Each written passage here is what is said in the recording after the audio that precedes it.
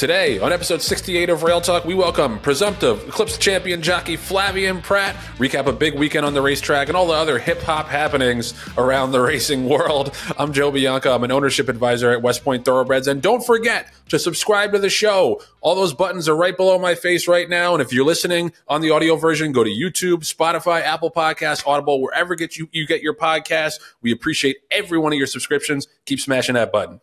Is it my turn now, Joe? Yeah. Oh, Jonathan Green, general manager of DJ Stable. That was such a great intro. I didn't want to like tread on you. Let it sit. Don't tread on me, says Joe Bianca. Anyway, Joe, it was a great weekend of racing, especially if you're in the black and gold. We won't name what partnership that was. But you guys had a kick-ass weekend, and I can't wait to talk about it.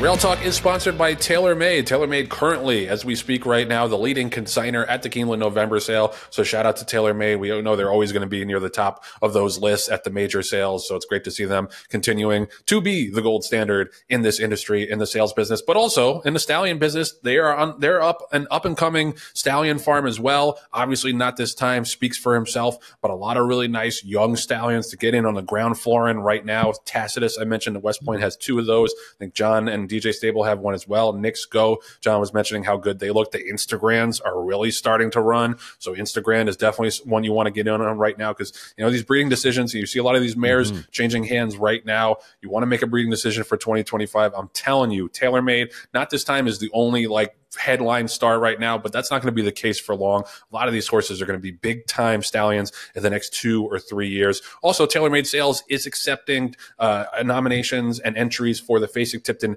digital sale coming up in December and the Fasig February sale. So they got it all covered, every single sale, and in the stallion barn. TaylorMade will take care of you and make you the most important client and make your horse the most important horse on the farm.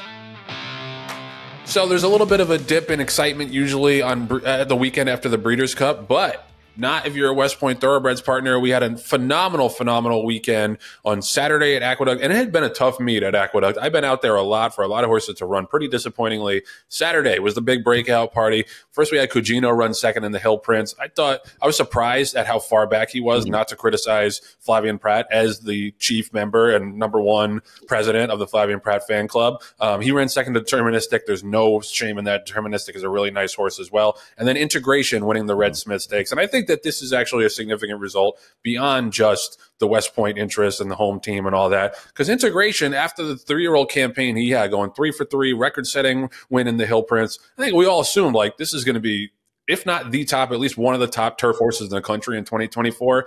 Didn't quite shake out that way. He didn't have a terrible campaign. He ran third in the Maker's Mark Mile, second in the Arlington Million. So it's not like it was a disaster, but he hadn't had that breakout moment until Saturday in the Red Smith. And it was so great to see him get back to form, produce that big effort. So let's try again. Let's try again in 2025 to make him the top turf horse in the country. Shug is considering running in the Pegasus World Cup turf. And also he might run Battle of Normandy, who had a big win on Saturday for West Point as well in the River City Stakes at Churchill Downs. Pretty convincing win. He's now won 4 in a row and has really come around. So the stable is pretty loaded with turf stars, but I think the top among them is Integration. And it's just one of those divisions, John, that I think is crying out for a big time horse. We haven't had that big local or domestic turf influence in the division in a long time. I'm hoping he'll be that horse because he had some pretty good acceleration in the stretch of that race. Well, the thing that was so impressive, Joe, is aside from Cugino, who I thought ran a huge race in the Hill Prince, Integration reaffirmed his status as one of the top turf horses, in the country. And that's not an easy feat because that division in particular, those horses don't retire. They don't retire primarily because there's no stud deals usually for the top turf horses. Obviously, Up to the Mark comes to mind as a recent, turf only horse that is standing in Kentucky for a significant amount of money. I believe he's standing for $25,000. But for the most part, those horses are gelded and they run until they're 5, 6, 7 years old. So you see the same horses not only, race in and race out, but they're gearing for specific races. And I think you can say that, the grade 2 Red Smith is on a lot of people's radar, if they can't make the Breeders' Cup. The other one that you didn't mention, and again, not that this is just going to be, a show just about your horses, but they had a great weekend. Maui Strong kicked ass. And I was in that race, so I watched it live, and I was like, holy crap, who is this horse, Maui Strong? From the outside post, came from the clouds, and ran down a pretty solid field of maidens at Churchill Downs. And you know, I know you're talking about turf horses and everything, but Maui Strong has got to be considered, you know, as a up and coming horse for his 3-year-old campaign. And I'm going to be anxious to see, you know, where his next step is. You know, is it going to be a Gulfstream in that series that they have for 3-year-olds on you know, working their way up to Derby weekend. But I mean, Joe, for the black and gold, it was all gold as far as results, and I couldn't be happier. And did I see right that Carson's Run's going to make his next race in the Hollywood Derby?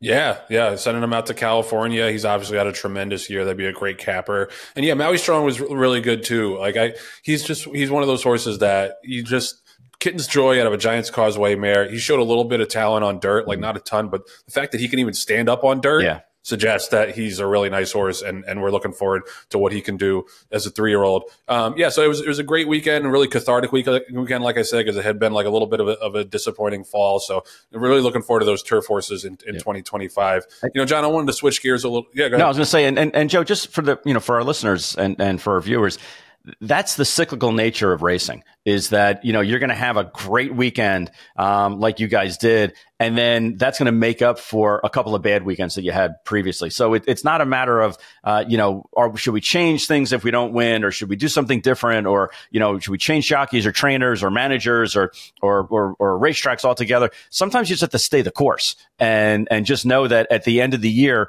you know, you're going to run to your baseball card averages, and you guys are going to be, you know, in the 16 to 18%. We're, you know, 15 to 16%. But for the most part, if you continually do the right thing and buy the right kind of horses and give them to the right trainers, they're gonna land where they're supposed to. And I think this weekend is a perfect example. It's kind of a, you know, just a microcosm of the year of racing that any of us have. Sometimes you have to kind of wade through a lot of shit to find the pony. No, that's a great point, and that's why I think it's, you know, we have the benefit of, you know, Terry's been doing this for a long time, West Point's been doing this for a long time, you guys have been doing this for a long time, so it's like, it's when you've been doing it for that long, like, you know, to just trust the process. Right, exactly. I think there's a lot of people who come into this business guns blazing, and then when it doesn't work out for like 6 months or a year or so, then that's when you see the dispersals. Right. So I think that's a great point, and, you know, you have the benefit of that historical perspective if you've been doing it for as long as West Point or DJ has, to just kind of ride it out. The results will come.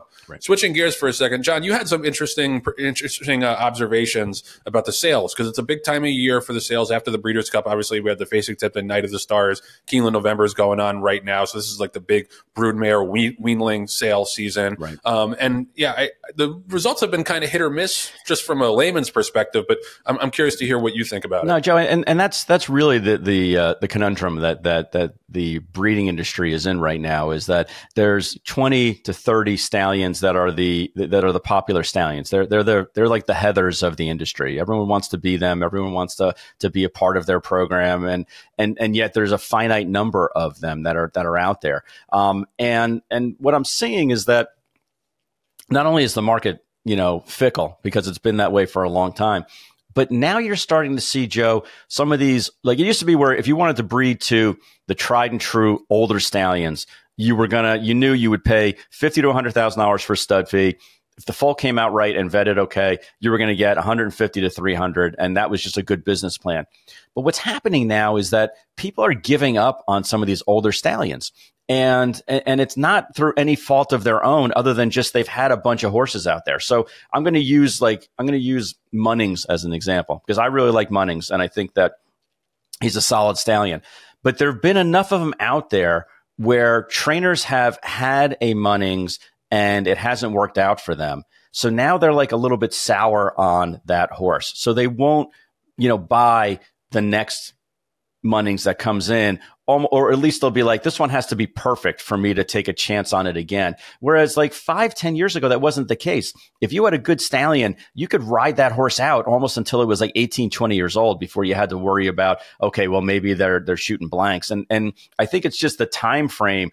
The time frame for a stallion to succeed, they have to like overcome a lot. Then once they succeed, which is 1 out of 10 new stallions succeed, then they go through the roof. And then they have like a 5 or 6 year window of success, or of commercial success, I should say. And then it's like people get off them and go to the newest and shiniest and top stallion again. So the shelf life of these popular stallions is decreasing. Number one, that's just an observation of mine. And then one that really made me scratch my head this year was the plight of Arcangelo. And Arcangelo is a stallion, as you know. He won the Belmont. He won a number of grade ones. Was named champion, and retired. And retired what I thought was for a reasonable amount of money. I think he's staying there for like $30,000 or $35,000. Son of Arrogate. Joe doesn't have any foals on the ground, but for an unknown reason, or a bunch of unknown reasons, people are really sour on him. And if you look at the mares in foal to him and what they sold for, normally for a first-year stallion with no foals on the ground, you'd figure, okay, it's going to be like 1.5 to 3 times stud fee. You know, that's if it's the right kind of mare, and if the mare looks good, and, you know, blah, blah, blah, all the other things. But this one in particular, nothing has changed from the time that the horse retired. There have been no other sons of Arrogate that have failed, okay, as a stallion. Arcangelo himself doesn't have any foals on the ground. And there's, you know, you could argue that maybe there's not a lot of advertising support for the horse necessarily in comparison to other first-year stallions. That's arguable. That's just my feeling. Yet you bring a mare in foal to Arcangelo to the sale, and people are like, nope, don't want that. It's almost like you're trying to give them cancer. I mean, they won't look at him. They won't.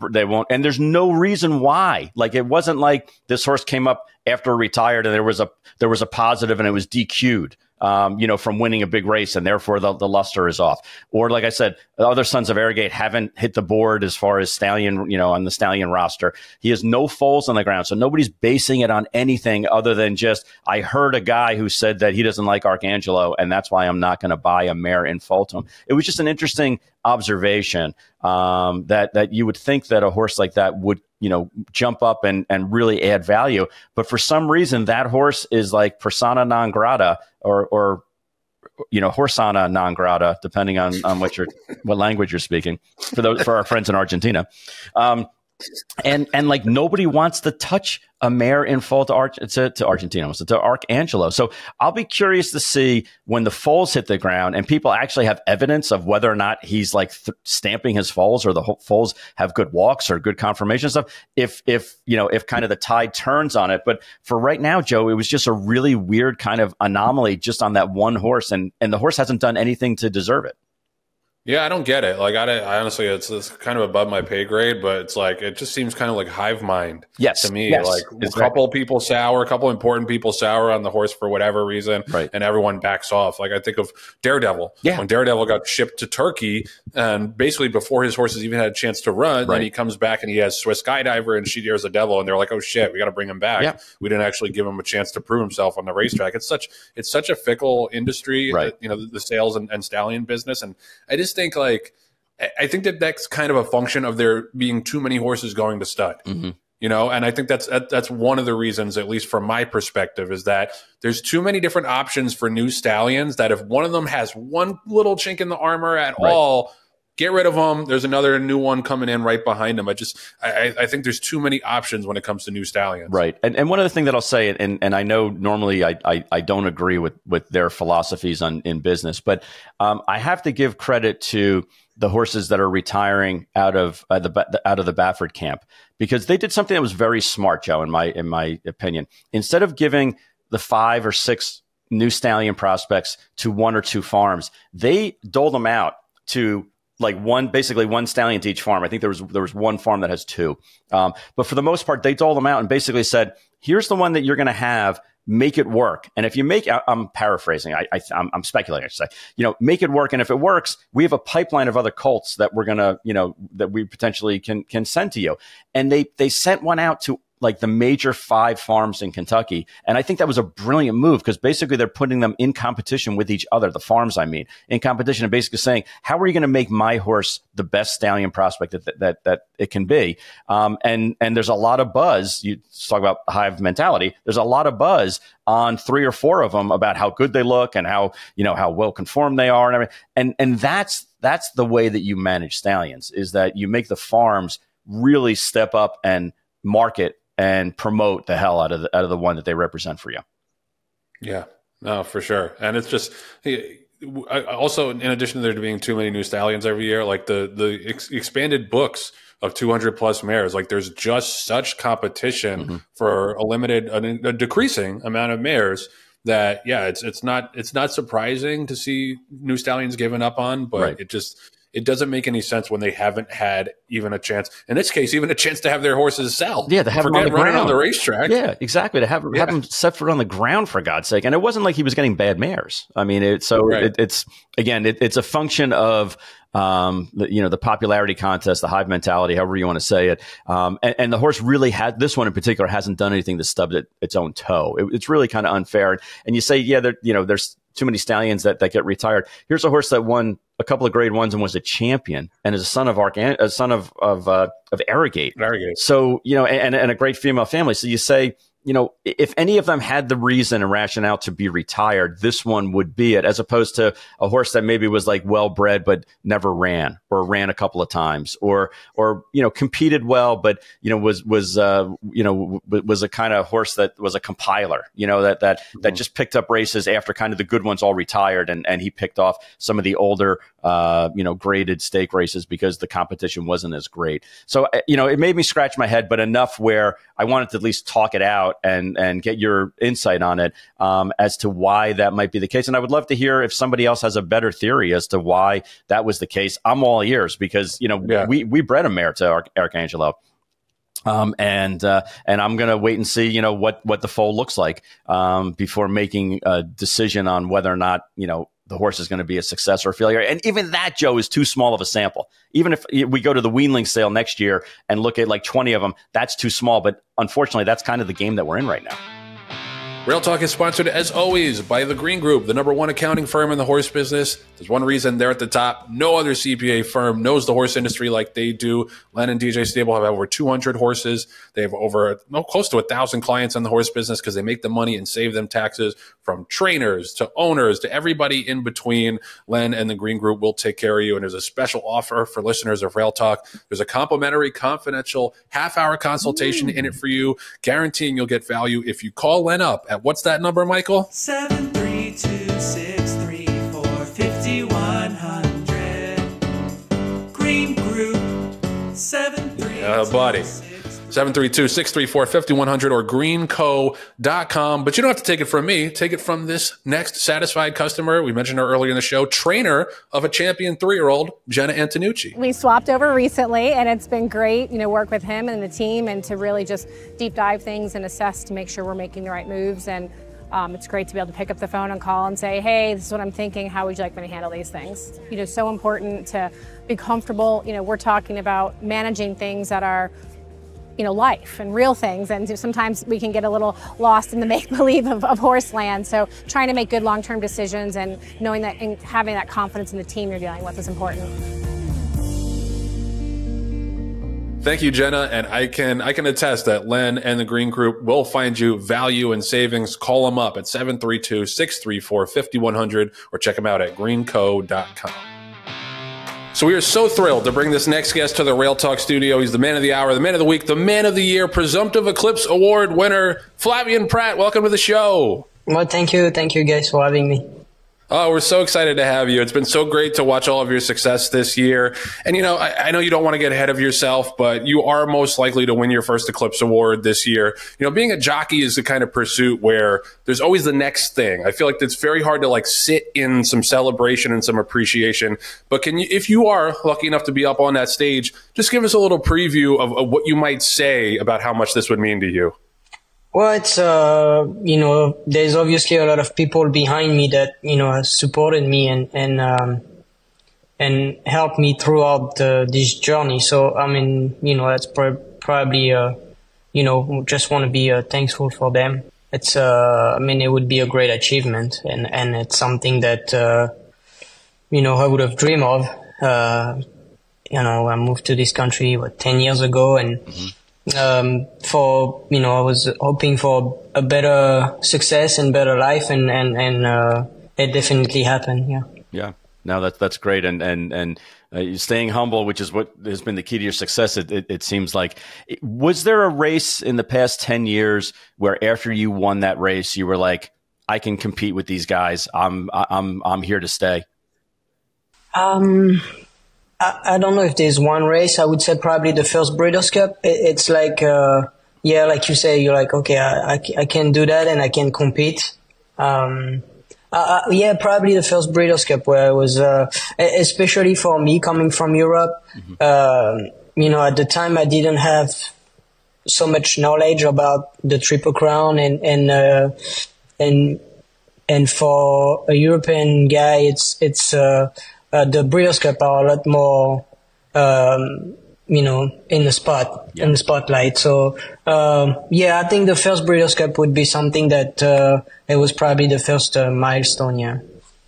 Yeah. Speaking of the Breeders' Cup, you had a milestone win with Sierra Leone in the Classic. It was an exciting race. Just take us inside your mind, inside your body as you're crossing that wire first. I mean, just what does it feel like? What is going through your mind at that moment? Well, obviously very excited. It was a great relief in the sense that everybody expect so much out of him, and everybody was very high on his talent and his capability of winning races like this. And this summer, we just couldn't finalize that and get a big win and just, going to the Breeders' Cup.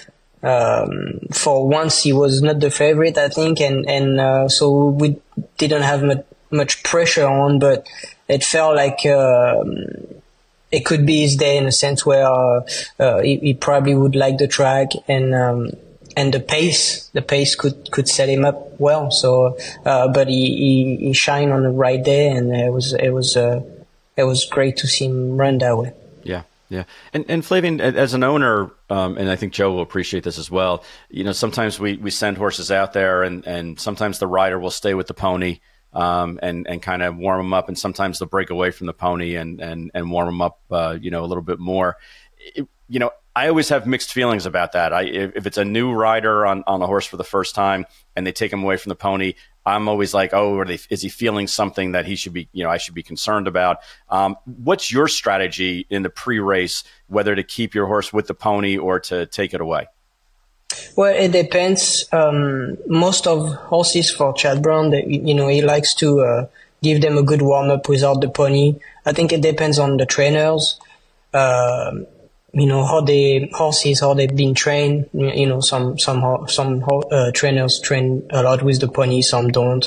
So I think that depends on that, and also I think the distance of the race and the way you want your horse to get into the gate. You want a horse that a bit on his toes and ready to go, or a horse that might need to be a bit more calm and not on the edge. So I think there's a lot of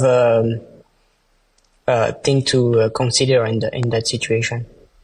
Can you take us back a little bit to when you came over to the U.S.? Because you came over first as an apprentice, I believe, and won some races, and you went back to France before coming back over here full time. Can you just take us a little bit through that journey? And, did you always think you would be here full time, or was it kind of just taking it day by day or month by month? No, so what happened is that I was apprentice in France, and in France it's not like here you need 70 winners to become a professional.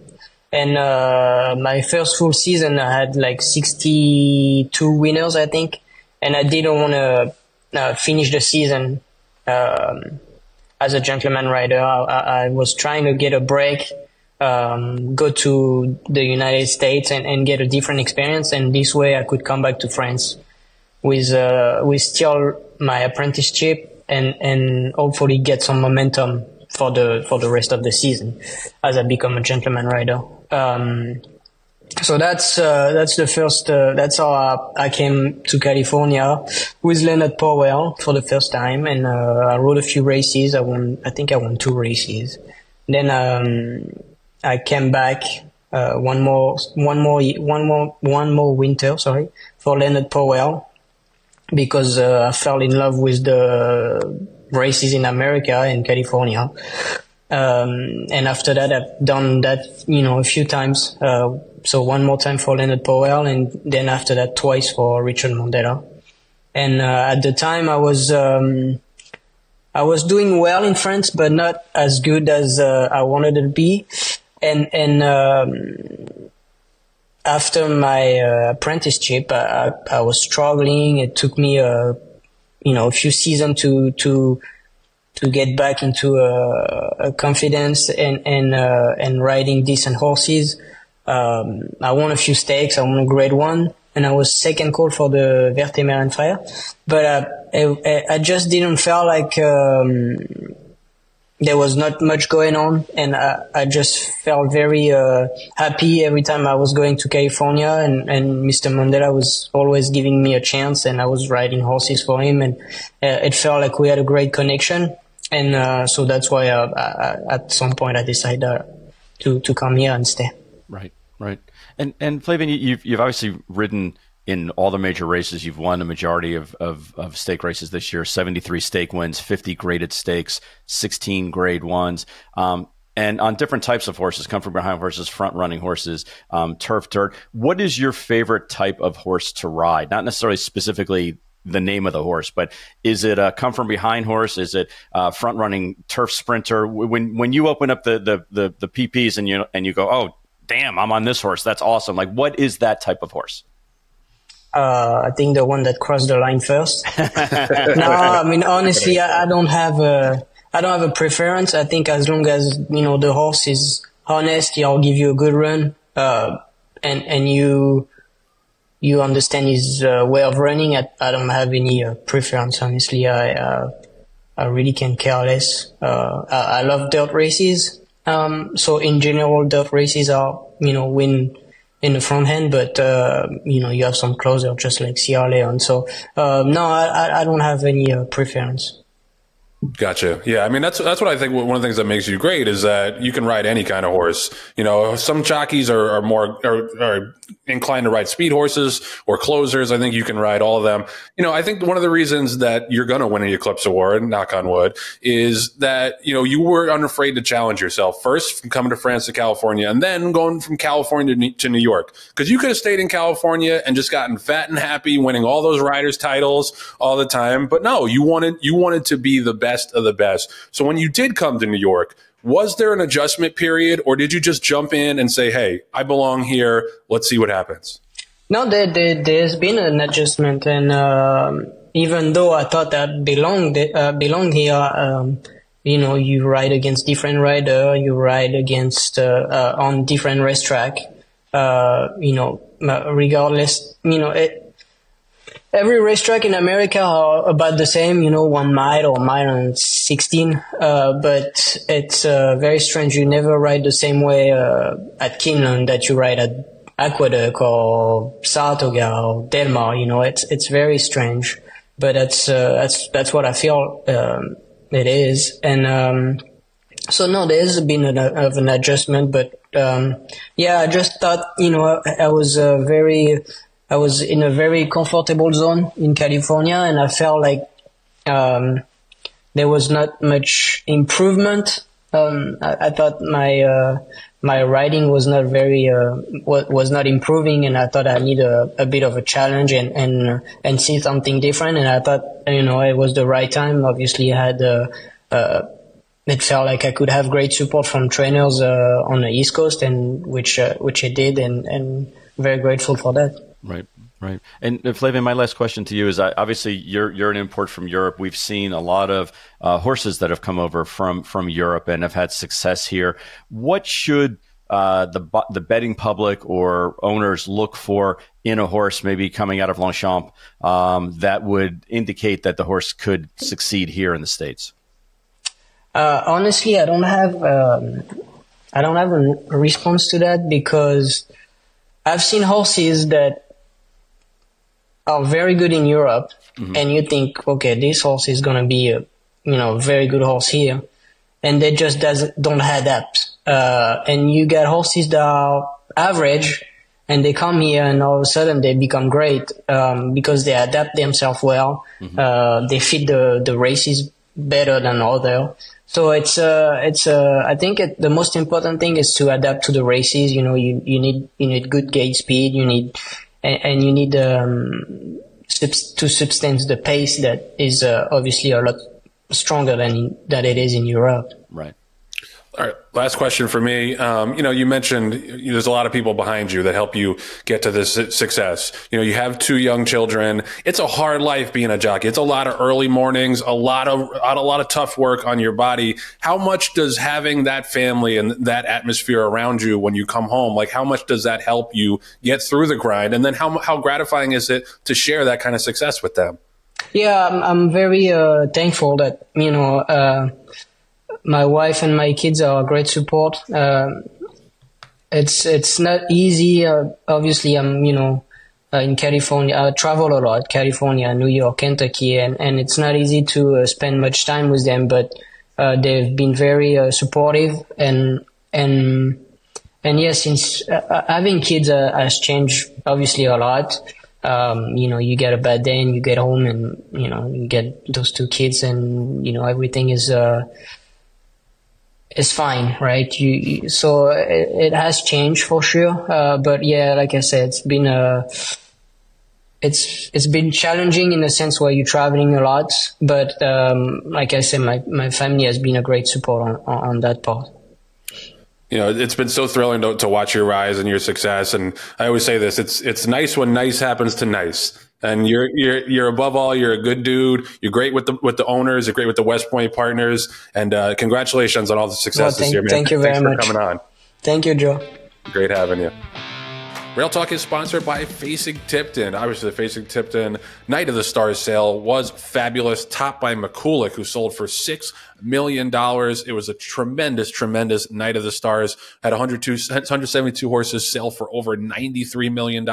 We talked about this last week. They're going to break that $100 million mark in no time, I'm sure. And don't forget about the digital sales. We got the December digital sale, which is coming up December 5th through the 10th. So you can nominate now to get in that sale. They just keep growing in importance, and the quality of the catalogs is just, even just in the 6 months or so that we've been talking about this, like the quality of horses that are available, turnkey horses that you can race within a couple of weeks, has just gotten better and better and better. And you can tell by the results. The sales just keep getting bigger. And, that really takes a real concerted effort by the Facing Tipton team. Digital.facingtipton.com is where you can go to buy, sell, enter. I mean, that portal is awesome. And it just, they really had to kind of create this from scratch. And now it's become a major, major go-to point for horses on the racetrack. And not to forget, we also have the Facing Tipton February sale coming up to kick off the 2025 calendar. Can't wait to see all those beautiful short yearlings, brood mares, everything you can possibly ask for. Facing has you covered to have your most success possible on the racetrack and in beyond in 2025. Some unfortunate news over the weekend from Woodbine. Woodbine had 3 horses break down on Saturday, 3 catastrophic injuries, 1 training and 2 during racing. And the officials at Woodbine were concerned enough that they canceled Sunday's entire card as a precautionary measure. I'm reading from the Pollock Report story here. It says the decision was made after consulting with key industry partners, including the HBPA, the Jockeys Guild, and the Alcohol and Gaming Commission of Ontario. And they also had canceled the final 2 races of Saturday's card due to safety concerns. And then all training on the all-weather main track on Sunday was suspended as well. This is shocking to me because Tapeta has been kind of the gold standard, I think, in terms of safety and synthetic tracks. There were a lot of different synthetic tracks early on in the synthetic revolution, and they kind of assumed control. They seemed like they had the safest track record, and also they had the most consistent in terms of horses running what they should be able to run. It wasn't the chaos that we saw from Polytrack back in the day. So this is surprising to me, John. And I don't know like whether it's just a one-off thing. I do want to give a shout out to them for not taking any chances. Yeah. You know, I think about Parks and that turf course and the chances that they took on Pennsylvania Derby Day, and we saw the results. Woodbine said, no, like this is very, very alarming. We need to not to quote our former and unfortunately future president, we need to shut this thing down until we figure out what the hell's going on. So that was a good move on their part, I think, and hopefully they can get everything sorted. But John, you're close with Mark Cassidy. He trains a lot of horses up there. What are you hearing about the Woodbine situation? Well, first and foremost, I want to reemphasize the fact that safety prevailed. Okay, as far as everything that's going on up in Woodbine, Joe, we've raced and trained up there for a number of years now while we've been in the Cassie camp, and I can tell you that the weather patterns haven't really changed dramatically. Where you'd say, okay, maybe it got super cold or super rainy or super dry, and those are the reasons why those outside factors would impact the safety or the integrity of the racetrack. But I think out of an abundance of caution, they went ahead and shut everything down. Ironically enough, of course, we were in one of those two races on Saturday that had to be canceled. But that's neither here nor there. But for safety purposes, I know as an owner, I would rather have them say, we're not sure exactly what's going on. Let us do further testing and make sure that it's a safe environment to be involved with. Now, they did cancel training for a number of days. I understand, Joe, that I'm literally getting texts from Mark Cassidy as we speak. And he said, quote, "We trained this morning, and the good news is none of the riders, nor David," meaning his assistant trainer, "have complained about the racetrack. It looks like things are improving." Now, I think improving meaning like the situation's improving, not necessarily like the track was bad and now it's improving. But that was the gold standard as far as racetracks and safety and basically ushering in this new era of making sure that there's added safety and security on the racetrack for these horses. But it's a conundrum. It's got a lot of people scratching their heads. I know they are flying in experts or have flown in experts to actually walk the track itself. And they did that over the past couple of days just to see if there was any kind of an inconsistency or a problem or anything like that. But so far, Joe, the Americans and the Canadians are all scratching their head. Nobody's sure exactly why it is, other than it may have just been an anomaly. It was two horses at two different areas of the racetrack. The distances of the races were different. And there were two different injuries that occurred as far as horses breaking down in the races. I'm not sure about the details of the third horse that broke down in the morning, as far as where geographically on the racetrack it occurred, or what the final decision was, or what the injury was that made the final decision to euthanize the horse. But as far as the racing horses, they haven't found any consistencies yet, and I think they're still waiting on the necropsy reports before they make a final determination. But Woodbine is doing everything they can. It's just a slow process, which none of us, all of us want to have like a magic bullet and find out what exactly the issue is and then fix it. That hasn't been the case yet at Woodbine. Yep. So we'll stay tuned and report on any kind of follow-ups or any kind of fallout from that, and hopefully they can get everything sorted, because Woodbine I still think has a couple of big cards coming up before they close for the winter. Yeah. Let's shift gears for a second. I'm sorry. Yeah, just to follow up on that. So if I remember correctly, last year at Woodbine, because of the cold, they ended up closing like a week and a half early, but that was because of frigid temperatures. That had nothing to do with the racetrack. So just in case somebody comes in and says, well, didn't they cancel last year? They did, but it was actually temperature related, not racetrack related. Sorry. Go ahead. Yeah, well, it's 80 degrees now in November, so that definitely could not have been the reason. Wanted to shout out our old pal Bill Finley from the TDN, because he had a really interesting week in review this week, where he made the case for Kenny McPeek for an Eclipse Award for champion trainer. Now, I think the presumption is that Chad Brown is going to get it. Chad Brown's stable has earned over $29 million. That's over 3.5. That's about it's over almost $4 million more earnings than second place, which is Steve Asmussen. He leads all trainers in graded stakes wins with 46, grade ones wins with 15. So it's obviously that Chad's had a very good year. But Bill says that he's not going to vote for him. He's going to vote for Kenny McPeek. And I just love this quote from Bill. He goes, "How can I justify voting for McPeek over Chad Brown? Because as a voter, I can make up my own rules." And that's true. We see all sorts of ridiculous votes from Eclipse Award voters every single year. But I don't think this is a ridiculous case to make, because I think to me, you talked about compilers before, right, and horses that end up at the stallion barn because they picked up some, crappy grade ones when horses, retired and weren't at their peak anymore. I'm not disparaging the year that Chad Brown has had, but he's got the horses. Right. He's got the horsepower to get those numbers. And he's just at this point where if he doesn't win a million grade ones, it's like a disappointment. Right. And shout out to him. Like, that's fine. Like, that's all well and good. But Kenny McPeek is going to have a horse of the year with a horse he bought for $40,000.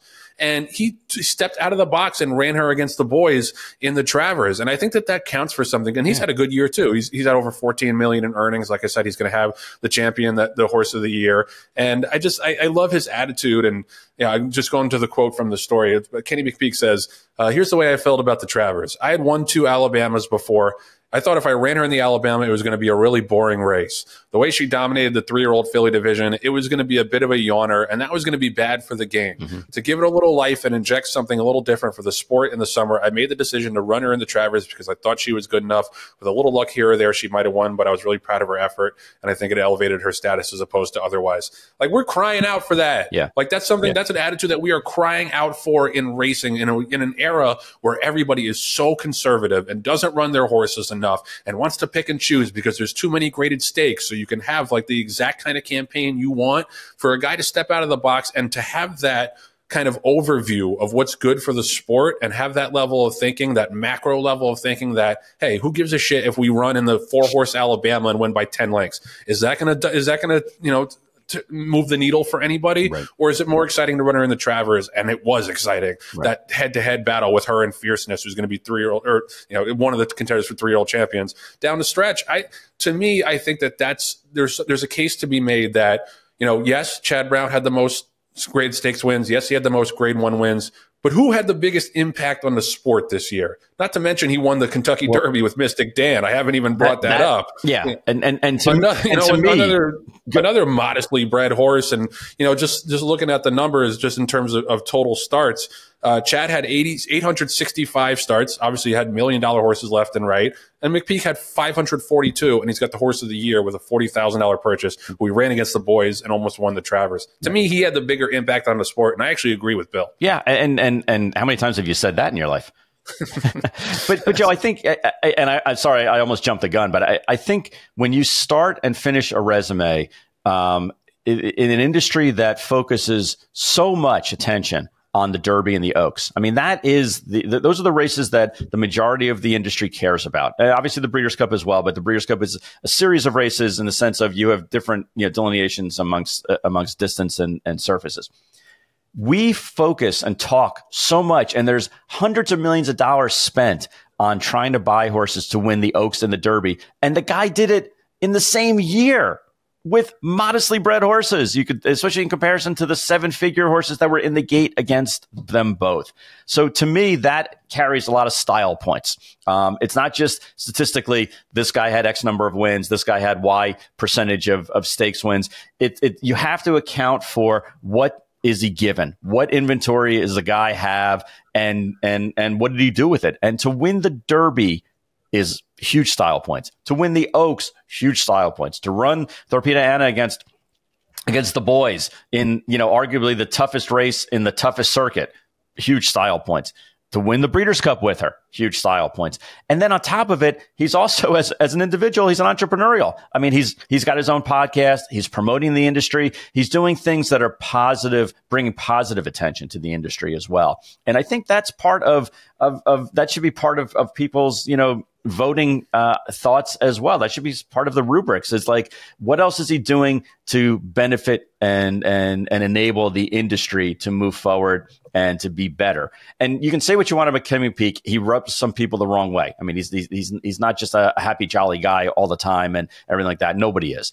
But as far as his intentions for his horses, He has nothing but the best intentions for his horses. He runs them in the most competitive races possible, and he wins more times than most trainers do. But for me, it's style over substance this year. Not that the substance wasn't good enough to even, be in the top 5 trainers in the country, but you have to give additional merit and influence to the things that he's done for the industry and for his horses, and especially with the inventory of horses that he's handpicked himself. Yeah, I mean, that's the whole point, is that like in the other human award for the Eclipse, the jockeys, like, to me, that's a little bit more of a meritocracy, to use your favorite word. Ding, ding, ding, ding, ding, ding. the word of the day, the word of the year, the word of our lives. But no, because it's, obviously certain jockeys get better mounts than other jockeys. That's undeniable. Right. But at the top level, like, they're pretty much on an even playing field. And Flavien Prat outrode everybody else to win that, to presumably win that Eclipse Award. It's not a level playing field with trainers. Right. Kenny McPeek does not have the horsepower that Chad Brown has. And you can say, Chad started with nothing. He started with a dozen horses or so, and like, he had to work his way up to that. So I'm not saying that he's like, was born with a silver spoon in his mouth, but the current landscape is that Chad Brown starts from up here and Kenny McPeek starts from way down here at the beginning of every year because of the horse flesh they had. And this guy won the Derby and the Oaks and has the horse of the year. Right. So I think you kind of have to grade a little bit on a curve, at least in the trainer category for the Eclipses. Yeah. So that's my 2 cents, and shout out to Bill for making that argument. One other thing we wanted to mention before we wrap for this week, in that same vein of giving the props to people who step outside the box and fill the entries and aren't afraid to run their horses. Claiming Crown is this Saturday at Churchill Downs, and this is one of my favorite events of the year. Obviously it's not going to be on national TV and it's not going to get widespread mainstream attention, but I love that racing does this, that we have a day to appreciate the hard knocking older horses who fill the cards every single day across racetracks across America, because like we say, it's the top horses don't run as frequently as we would like them to, and you go up and down the cards. It's a lot, and I'm guilty of this too sometimes. Like, I'll go up and down the cards, I'll be like, 16 claimer, 20 claimer, 10 claimer. Like, it's not always the best betting product, but without those horses, you don't have races to bet on at all. You couldn't run these race cards without those horses. And I just love that there's a day to celebrate the ones that really are the blue collar, kind of gear churning horses of our business, because you can't do it without them. And it's a day like where they're not in for a claiming tag, so they're all going to go back home to the same barns, which is nice for them. And they're big fields, competitive racing. I like that it bounces around. It was at Gulfstream, now it's at Churchill Downs, so it kind of takes on that Breeders' Cup flair a little bit, where it goes to different racetracks.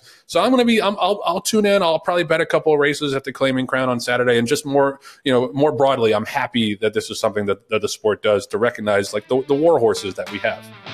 All right, so that's going to do it for episode 68 of Rail Talk. This was fun. Shout out to Flavien Prat for coming through. So happy for him. Can't wait to see him win that Eclipse Award. Hey, shout out to Julia Agresta, our intrepid associate producer, who is gallivanting around Italy right now. As we'll pop up some pictures right now of her driving that aperitivo bus. I'd watch out on the roads for Julia, but we're happy for her getting some time off and getting to go to the homeland. And we'll see her back next week, I believe. I hope so. Shout out to our associate producer, Nathan Wilkinson, for carrying the load this week. Always appreciate you, Nathan. I want to give a shout out also to West Point partner Mike Pagano, who is a partner on integration. It was great seeing him on Saturday. And he told me that he was one of the original 400 subscribers to Rail Talk. Wow. So big shout out to Mike. Now we've grown in importance and breadth to this point, but we couldn't do it without those original subscribers. So great seeing you, Mike. I'll see you at the racetrack again soon. Thank you to our producer, Patty Wolf. Thank you to my co-host, Jon Green. We'll see you back here next week